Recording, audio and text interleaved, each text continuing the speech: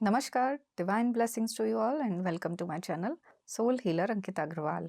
एक मैम ने हमें कांटेक्ट किया था, तो वो कुछ ब्लैक इन्फ्लुएंसेस से घिरी हुई थी। तो जब उनका ये क्लीन करा रहे थे, रूट तो इसमें पता चल ही जाता है कि कौन है इसके पीछे। तो जब उनका हमने PLR किया, उन मैम ने अपने आप को एक फीमेल के रूप में देखा। उनकी एज 25 के आसपास की थी। कोई पहाड़ी जगह उन्होंने देखी और उन्होंने जो कपड़े पहन रखे थे वो भी पहाड़ी से ही थे। इन्होंने एक गांव का सीन देखा, बहुत सारे लोग थे, एक खुली हुई जगह थी और उस जगह पर एक आदमी को बांधा हुआ है।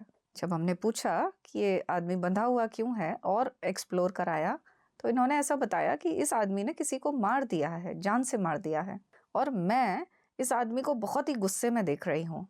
जिस आदमी को इसने मारा है वो गांव का एक बड़ा आदमी है, और जो आदमी बंधा हुआ है उसकी पत्नी भी भीड़ में खड़ी हुई उसे देख रही है। कभी वो उसे देख रही है, कभी वो मुझे देख रही है।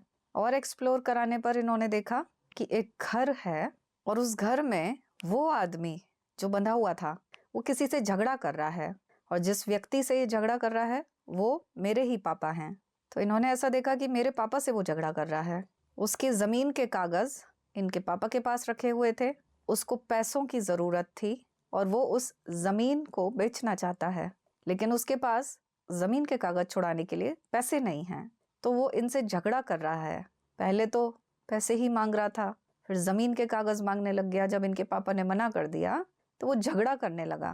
तो अगर कोई व्यक्ति इतना ज़्यादा कोई झगड़ रहा है और गुस्से में जान से भी मार देता है, तो ज़रूर उसके पीछे कोई कारण होना चाहिए। तो जब हमने पता करवाया तो पता लगा कि उसकी एक लड़की है, छोटी बच्ची है, और वो बहुत बीमार है। उसकी हालत बहुत ही ख़राब है।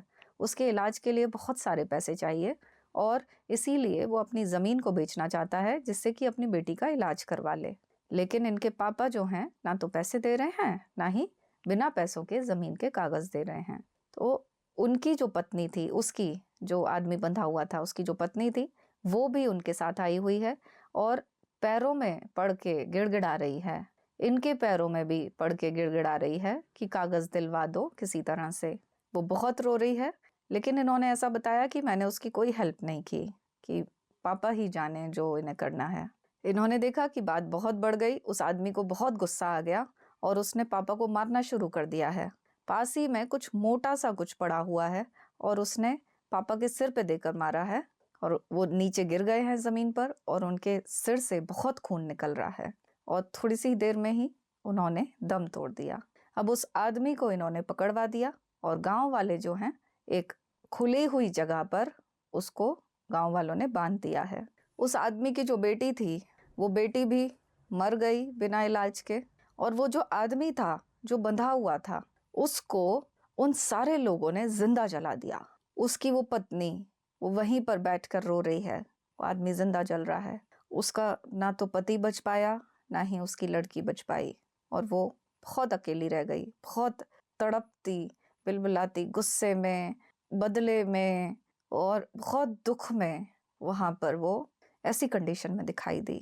तो ये मैम जिन्होंने हमसे सेशन लिया था, ये जिस इन्फ्लुएंस में फंसी हुई थी, जो ब्लैक इन्फ्लुएंस था, उसका रूट कॉज जो करवा रहा था वो यही लेडी थी जो करवा रही थी, और इस जन्म में वो इनकी रिश्तेदार बन के आई थी। और जो वो तांत्रिक जिसके पास वो गई थी वही आदमी था जिसको इन्होंने जलवाया था।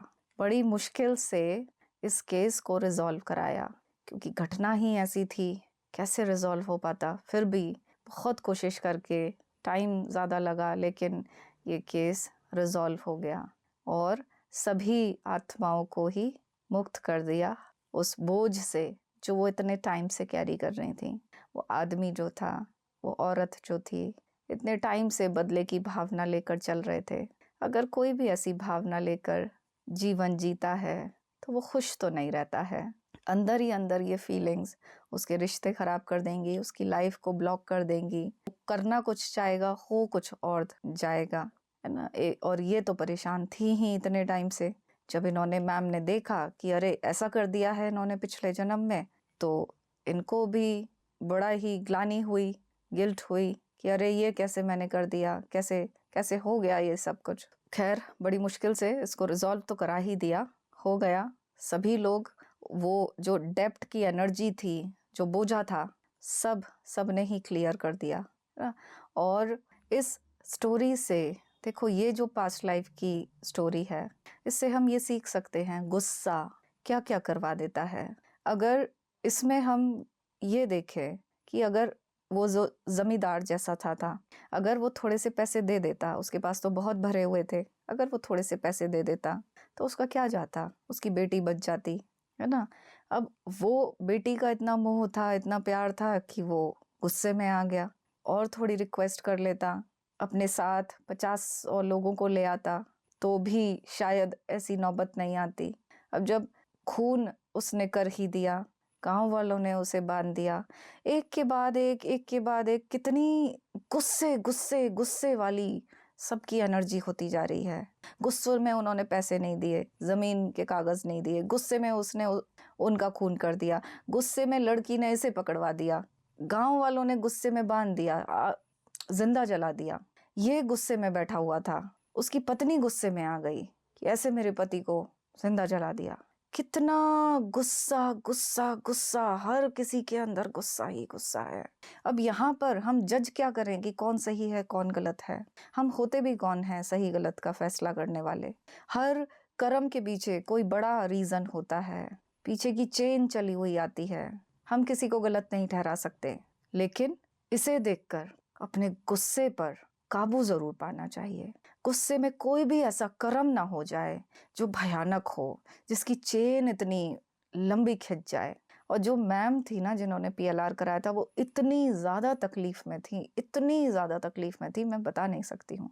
बड़ी ही खुद भी बड़ा ही उनके लिए कंपैशन आ रहा था कि इनके लिए इनका केस ठीक हो जाए, इनको रास्ते मिल जाए, ठीक हो जाए। तो गुस्से पर अपने काम करते रहो, गुस्सा कभी नहीं करना चाहिए। जब गुस्सा आए चुप रह जाओ, कुछ एक्शन मत करो, एक्शन तो बिल्कुल ही मत करो, बोलो भी नहीं कुछ भी, चुप रह जाओ।